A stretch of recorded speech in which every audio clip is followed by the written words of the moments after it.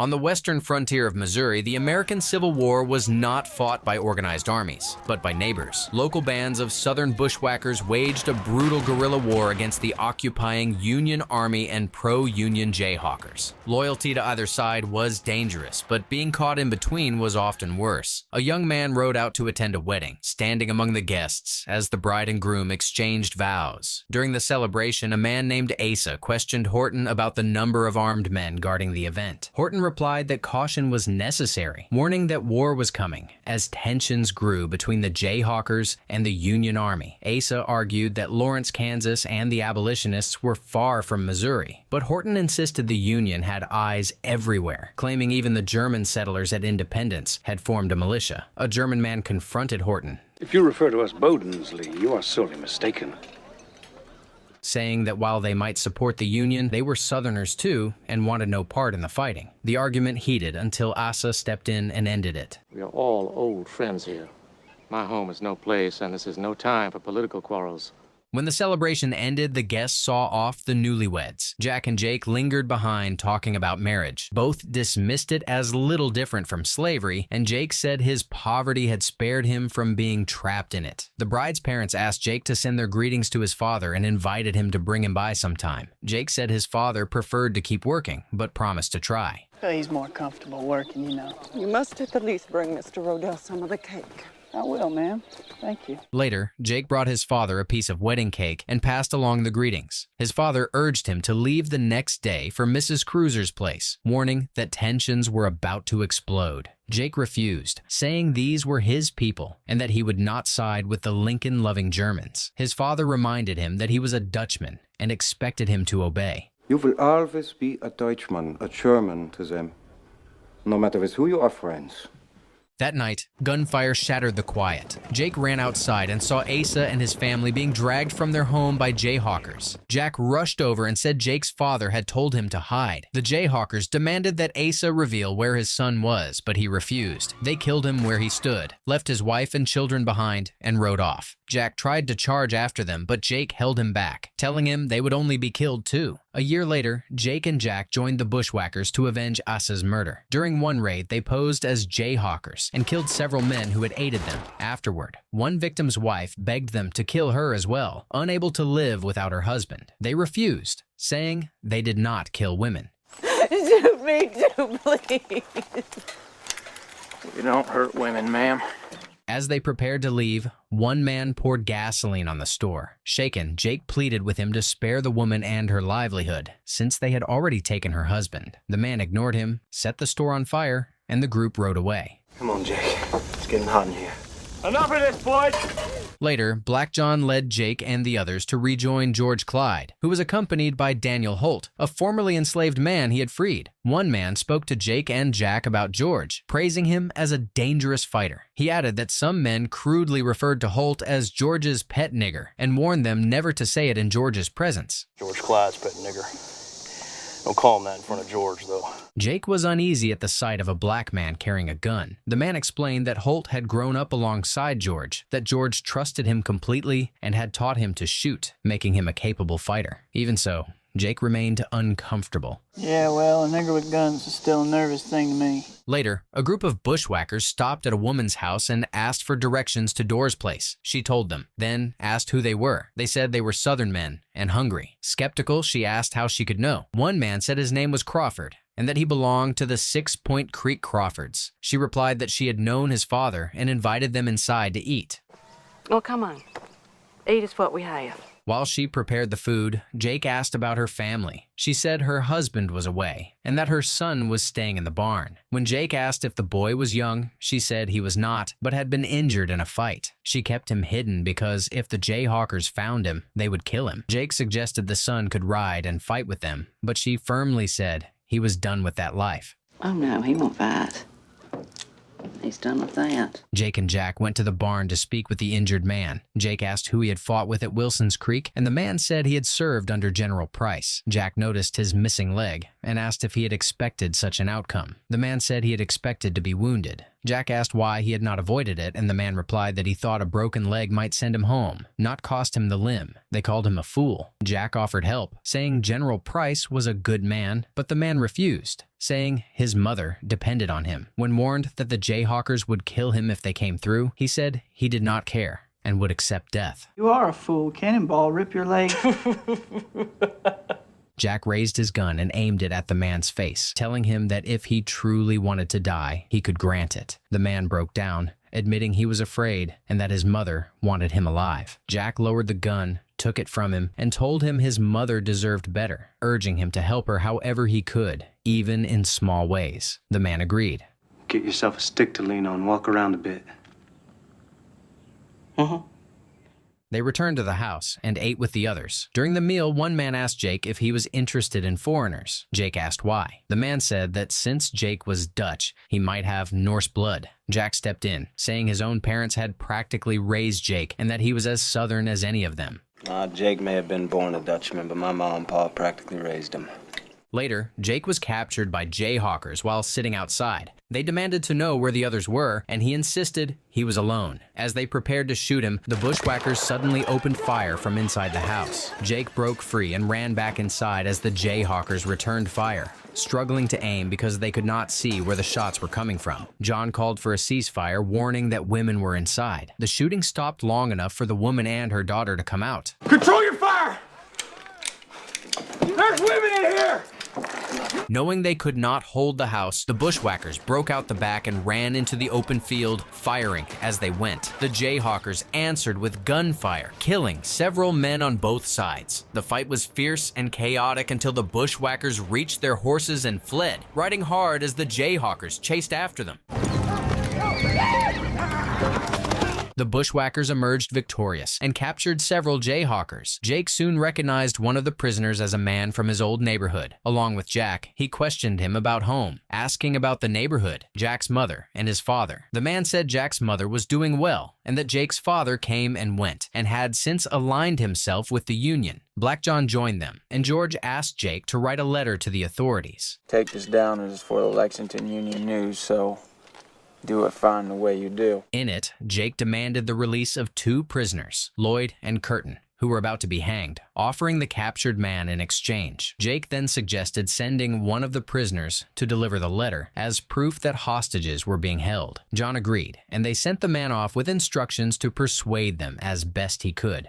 Convince them to see this deal through, Alf. We're only asking to be treated like the soldiers that we are. That night, Jake lay awake, haunted by thoughts of running away with the man from his old neighborhood. He longed for life to return to how it had been. He shared the idea with Jack, who dismissed it as foolish. Jake insisted that one day they could go home and that things might be the same. Jack snapped that his father was dead and buried and nothing would ever be the same. He mocked Jake by pointing to his missing finger, tying it to the loss of his father. Jake replied that losing the finger had one small good, saying that if his body were ever found long after death, the finger would still identify him and his family would know he was gone. Jack told him to sleep and turned away. Go to sleep, Jake Rodell.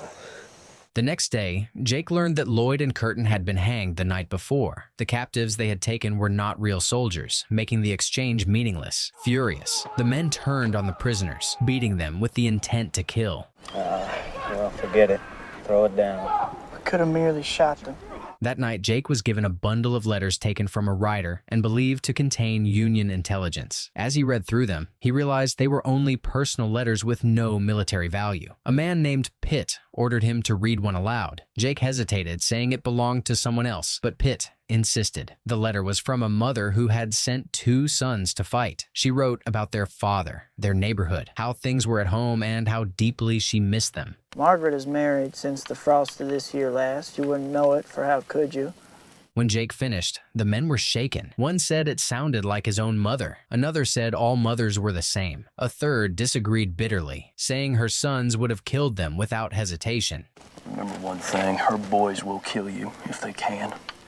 As winter approached, the men prepared to go into hiding, arranging supplies through loyal Southern families and splitting into smaller groups. During this time, a man named Nolan returned with grim news from Jake's old neighborhood. Many people had been killed, Militias were forming, and the man Jake had spared had ridden straight back to town, shot Jake's father, and dragged his body through the streets. Jake was stunned, unable to understand how mercy had been repaid with such cruelty. Jack told him he had taught the man mercy, but the lesson had been ignored. Trying to make sense of it, Jake said his father had been a Union man, like the other Germans. Nolan told him the truth was harsher. His father had not died for his politics. He died because Jake was a bushwhacker and because of the fear carried by his name. The realization left Jake shaken and deeply disillusioned. Well, yeah, but he was mainly known as your father, Dutchie.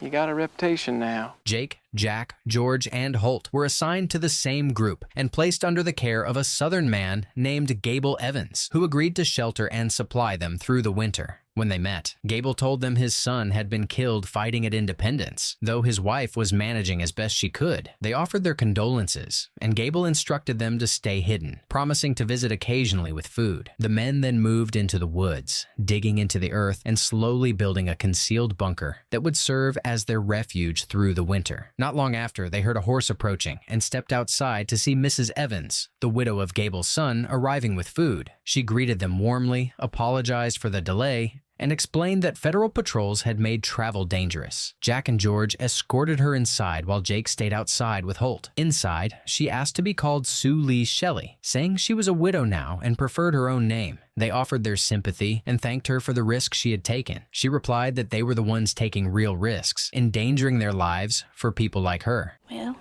I really should be going. Miss Evans will worry if I don't. When Holt entered the shelter, Sue Lee reacted sharply, saying he would be better off picking cotton in the fields. George immediately defended him, calling Holt his trusted companion, and Holt followed him inside. Jack told Holt to greet her properly, which George challenged, but Holt calmly said it was fine and greeted her anyway. As Sue Lee prepared to leave, she said, Mr. Evans wanted the men to come to his house the next night to discuss recent federal movements. She added that Holt could not come, explaining that Mr. Evans did not want people like him in his home. George said it would not be an issue, since he and Holt would be away and would not attend. Sue Lee apologized, saying she meant no insult, but George corrected her, saying Holt was not his property, only a man he trusted with his life. She replied that such trust came at a high price, wished them good night, and left. Let me see. Good night, Holt. After she was gone, the men sat down to eat. Jack quietly offered Holt his portion of bacon as an apology, and Holt accepted it without comment. George joked with Jake, asking if he wanted his bacon. When Jake said yes, George told him he could have it after he passed it the next morning. The tension eased, and the men shared a brief laugh as they finished their meal. Well, I'll shit it out by the oak tree in the morning and just go and help yourself. The following night, Jack and Jake joined Mr. Evans for dinner at his home. During the meal, he said he was considering moving to Texas and asked Jack if he knew much about Lawrence. Jack said his situation kept him from going there and that he knew little about it. Mr. Evans described Lawrence as a place where schools were built alongside the city itself, teaching people to think alike and binding them together on purpose. He believed that unity would carry the North to victory while the South continued to fracture. Jack asked if that meant they were fighting for nothing. Mr. Evans said they were fighting for everything, but feared the South would fail because its people were not as united. Jake insisted that by the time Mr. Evans returned from Texas, the war would be won and their city reclaimed. Mr. Evans thanked him and suggested they turn the conversation away from war. Well, enough of this war talk. Let's have the ladies join us. Mr. Evans then called for his family to join them, and his wife suggested they sing together. Jack agreed at once, but Jake declined, saying his voice was terrible. He stepped outside, leaving them to sing while he sat alone in the quiet. The next day, Jake was reading in the bunker when Holt handed him a bundle of letters. Holt said he had kept them, hoping Jake would read them for him, and asked him to read one aloud. Jake chose a letter from one brother to another who had gone off to war. Holt listened quietly, and when Jake finished, said he preferred the letter from the mother. Jake asked about Holt's own mother. Holt said he did not know where she was, only that he had last heard she was sold to Texas and assumed she was there. When Jake asked if she had belonged to George, Holt explained that he and George had grown up together. When Holt's owner Henry died, George bought him. He did not have enough money to buy Holt's mother and sister, only Holt. Jake asked if George owned him now. Holt said George had not bought him as property but as a gift, because they were friends who had grown up side by side. It was George what bought me out when Master Henry passed, but Sue Lee began visiting the bunker more often. One day, she surprised Holt and Jack by throwing a snowball at them, then began flirting with Jack. They quickly started kissing. Jake grew uncomfortable and told them to stop in front of everyone. Embarrassed, Sue Lee pulled away and said she should leave. Jake reminded her to cover her tracks so she would not lead the Federals back to them. Jack bristled at Jake's tone and lashed out, kicking him, and the argument escalated. Jake snapped that Holt and the others should not have to die just so Jack could steal a kiss. Jack shot back that no one would die from him being kissed, and Sue Lee left. I hear you, but Holt and me ain't dying just so you could be kissed. Leave Holt. Later, while Jack worked around the shelter, Jake asked what was going on between him and Sue Lee. Jack admitted he planned to marry her, and Jake said he was happy for him. That evening, Jack asked Jake and Holt to give him privacy, explaining that Sue Lee would be visiting again. Jake teased him, but agreed, and when she arrived, Jake and Holt made an excuse and left them alone. Jake and Holt sat in the woods while Jake read the letters aloud. Back at the shelter, Jack and Sue Lee were alone and became intimate. As Jake read, Holt told him his first name was Daniel, the name his mother had given him. Their conversation was cut short by gunshots. They ran back toward the bunker, where Jake caught Jack and Sue Lee together. He warned Jack at once, and the two men grabbed their weapons, left Sue Lee behind, and rode toward town. They found Mr. Evans dead, his wife crying beside him, and their daughter clinging to her. The men rode after the Jayhawkers and clashed with them in a brutal fight in the woods. Shots were exchanged at close range, and Jack was hit in the arm. George joined the fight, and when they saw how badly Jack was wounded, they pulled back and retreated. Back at the bunker, they tried to save him. George suggested amputating the arm, but Jake and Sue Lee both refused. Jake chose to cauterize the wound. He heated his knife and pressed it into the flesh. Jack screamed through clenched teeth as the others held him steady until it was done. Burn the wound closed. By the next day, Jack's condition had not improved. George said he needed to ride out and find a doctor, telling Jake that if he failed, he would go on to Captain Perdiz instead. Holt would stay behind to help care for Jack and the widow. Jake agreed, wished him luck, and watched George ride off while he, Holt, and Sue Lee remained. Holt urged Jake to act, saying George would likely ride straight to Captain Perdiz if he could not find help. Jack then told Jake quietly that he was dying. He said he had always believed one of them would die, and had assumed it would be Jake first. Jake broke down, saying he wished that were true. As Jack lay surrounded by those he loved, it was clear he was near the end. Holt pointed to the blackened vein creeping up Jack's arm and said there might still be a chance if they cut it off. Sue Lee and Jake agreed, and together they prepared to amputate the arm in a last attempt to save him. Hold him down wherever he starts to flop. Jack did not survive. After a time, he passed, and the three sat in silence. Sue Lee kissed him goodbye, and Jake and Holt buried him inside the bunker. Holt suggested going on to Captain Perdiz, but Jake insisted they first take Sue Lee south to Brown's farm, where the fighting did not reach and she would be safe. They traveled there together and stayed only briefly. Sue Lee asked Jake to remain, saying they could help Mr. Brown and build a life there, but Jake refused, telling her they would return as soon as they could. Soon after, he and Holt rode away. You'll do all right here. Holt and me will come by again just as soon as we can and see to it. Jake and Holt soon rejoined George and the others and slipped back into their old way of life. One night, they entered a house intending to kill a man, only to find him already dead. Jake sat down to write a letter, then realized there was no one left to write to. Holt gently suggested he write to Sue Lee instead and tell her what they had done and how things had unfolded since they left. But that Sue Lee gal, right to her. Later, as the Bushwhackers sat around the fire eating and dancing, a man pulled Jake aside and told him that after the women's prison in Kansas City collapsed, 3 of Black John's women had been killed by Federals, leaving him enraged. He warned Jake to keep his distance from Black John for the time being. He also said word had spread that Quantrill and his men were being called in for a raid on Kansas City. Jake replied that getting into the city might be possible, but getting out alive would be far harder. Not long after, Pitt openly showed resentment toward the bond between Jake and Holt. I mean, ever since you boys come back, you've been clapping your gums together.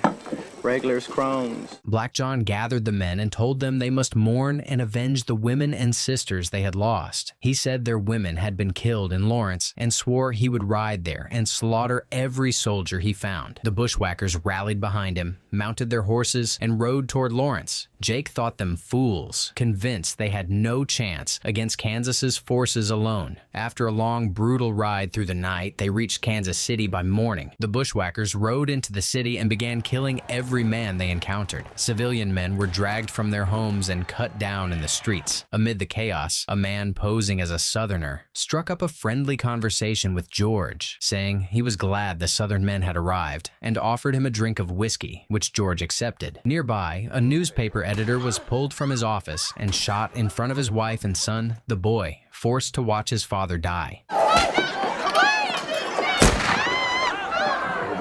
John demanded to know where the army was, only to realize there was none. They were slaughtering civilians across Kansas. Buildings were set on fire as panic spread. Inside one house, Clave found a man dressed as an old woman, pretending to be a grandmother. Moved by pity, Clave spared him and left. Outside, Jake regrouped with Holt and the others and said grimly that the townspeople were victims of chance, as there were no soldiers among them. One man argued they would not kill children. Jake replied that those children would grow up someday. The man snapped back that Jake would not say the same if they were his own. When the violence slowed, bodies were piled in the streets. Jake asked Holt if he wanted eggs, and they decided to eat before moving on. As they turned to leave, a bushwhacker tried to attack Holt. Holt fought back until Jake stepped in and warned the man away, saying Holt was George's man. They entered a diner, ordered food, and ate, while civilians sat in silence. Pitt burst in and demanded they drag two men outside. Jake refused, saying they would leave when they finished eating. The argument escalated until Jake raised his gun and warned Pitt he would kill him if he pushed further. Pitt backed down and left. Holt shut the door, and they finished their meal as the civilians remained frozen. I'll see you back in Missouri, you tiny sack of shit.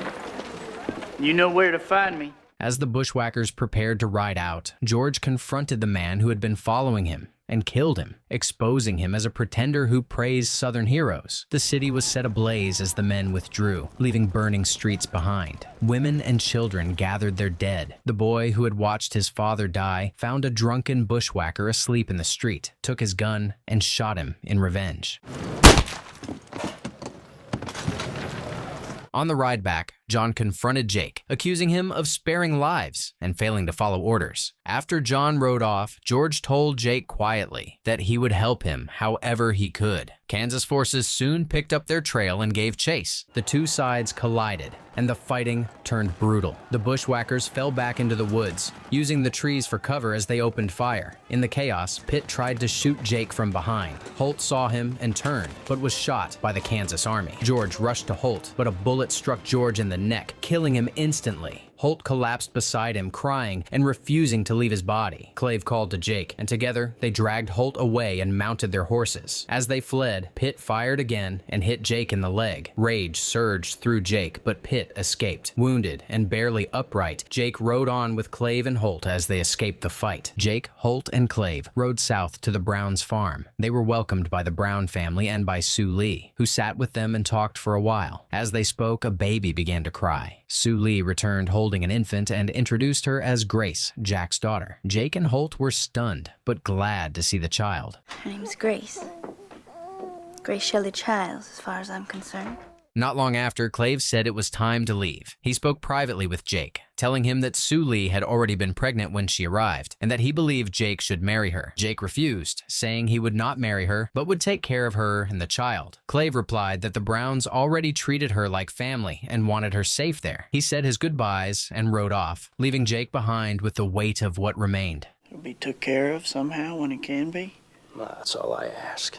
Sometime later, Jake and Holt sat on the front lawn, still recovering from their wounds. Sue Lee joined them and asked Jake about the talk of him being her fiancé. Holt excused himself and left them alone. Jake explained that when he brought her there, she was unmarried, and that raising a child alone would invite judgment and hardship. Sue Lee said she understood, then asked if he wanted to marry her. Jake said he did not. Angered, she replied that she did not want to marry him either. The argument escalated, and in frustration, Jake said she had bad luck with the men who loved her. The words cut deeply. When Jake tried to take them back, Sue Lee stood and walked away. Guess it's true. You're not bad luck. You just had bad luck is all. One morning, Sue Lee placed Grace in Jake's arms and told him to watch her before leaving. The baby cried, and Jake awkwardly tried to soothe her until Sue Lee returned. She took Grace as the crying stopped and began feeding her while Jake watched in silence. Soon after, a man arrived with grim news. Most of the Bushwhackers were dead or captured. Jake asked about Pitt. The man said Pitt had gathered a small gang, surviving by stealing and killing, and was heading south, possibly toward them. Word has it they're heading south. Probably make you a visit. That night, Jake told Holt he was going to hunt down Pitt and kill him. Holt agreed to go with him, then asked what Jake planned to do afterward. Jake said he would keep fighting for the cause he believed in and asked Holt about his own plans. Holt admitted he did not know. With George gone, he no longer knew where he belonged. He confessed that along with grief, he had felt a sense of freedom at George's death. He loved him, but had always lived in his shadow. Holt said he wanted to become his own man, and after Pitt was dead, that was what he would do. Where does that leave you and me, huh? The next morning, Mr. Brown noticed Jake was improving and said he was heading into town with Holt and would return later. Afterward, Jake sat with Sue Lee as she breastfed Grace. She asked what he planned to do next, and he said he might run off to California and become a sailor. Sue Lee spoke of her own fears, admitting she did not know what the future held for her or her child. I wonder about me. I ain't going sailing nowhere, and I know it. Jake reassured her, then went into the kitchen where Mrs. Brown was cooking chicken. When he asked about it, she said she wanted to take care of her husband when he returned. Mr. Brown soon came back with Holt and a priest. Confused, Jake asked what was happening, and Mr. Brown calmly told him he was getting married. Jake refused at once and ordered Holt to saddle the horses so they could leave, but Holt refused and told him to listen. You're getting married or you're getting out? I'm what? You heard me. You're all healed up. Sue Lee asked Jake to speak with her privately. She admitted she cared for him and said she was willing to marry him. When Jake pressed her, she confessed she had lied earlier when she claimed she did not want him. After a long moment of resistance, Jake finally agreed, and the two were married. They shared a quiet meal to mark the wedding. Later that night, as everyone settled down, Jake moved toward Holt to sleep beside him, as he always had. Holt stopped him and asked what he was doing. Jake said he was going to sleep, and Holt reminded him that he was married now and should be with his wife. Jake tried to explain that the marriage was not a normal one, but Holt asked simply whether he liked her. Jake admitted she was pretty, and Holt told him to go to her. After a moment, Jake agreed and went inside. Hey, take your clothes off. Sue Lee told him to undress and get into bed, but Jake froze, nervous and unsure. Seeing this, she gently helped him remove his clothes. She asked if he was a virgin. Jake answered awkwardly, saying he had killed 15 men, avoiding the question. She laughed softly and asked again if he had ever been with a woman. Jake repeated his answer, still unable to say it plainly. Sue Lee smiled, led him to the bed, and they came together, beginning their marriage in earnest. The next morning, Jake, Holt, and Sue Lee prepared to leave. Holt told Jake he planned to go to Texas to search for his mother and try to buy her freedom. Jake wished him well, and Holt said that before they parted, he would help Jake find Pitt. They said goodbye to the Browns, thanked them for their kindness, and rode out. When they reached the city, Jake hid in the carriage while Sue Lee rode openly and Holt posed as her servant. By nightfall, they slipped into the woods and made camp. Howdy, Pitt. Turner. Howdy. Water's boiling. Want some chicory? While camped, Pitt and Turner approached them. Jake greeted them calmly and offered food, which they accepted. He asked about John and Curtin, and Pitt said both were dead, adding that he and Turner were heading to Newport for a drink. Jake raised his weapon as Holt covered Turner, but Jake could not pull the trigger. Pitt met his eyes and said he knew Jake would not do it, then turned and walked away. He and Turner offered a final goodbye and disappeared into the trees. Jake lowered his gun and told Holt he could not bring himself to kill him. Come on, Turner. Later, while Sue Lee and Grace slept, Holt quietly packed his things. Jake asked him to wake them so he could say goodbye, but Holt refused, saying he would rather leave them sleeping. He paused beside them in silence, then returned to Jake. The two men shared a final goodbye, tears in their eyes, and parted after all they had endured together.